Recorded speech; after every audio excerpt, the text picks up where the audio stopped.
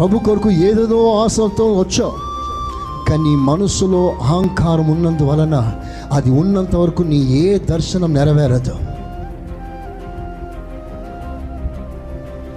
నీకు మాట చెప్పనా, అహంకారం ఎప్పుడైతే మనసులోకి వస్తుందో తప్పకుండా నువ్వు ఎక్కడో పడిపోతావు. బైబిల్లో రాస్తుంది, గర్విష్ఠులట పోతారట, గోతిలో పడిపోతారు.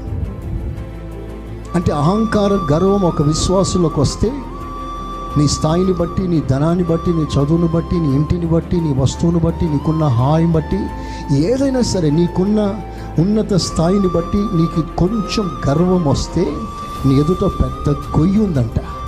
ఆ గొయ్యి ఏ రూపంలోనైనా రావచ్చు. ఫాలింగ్ డౌన్, పడిపోయే ప్రమాదం ఉంది.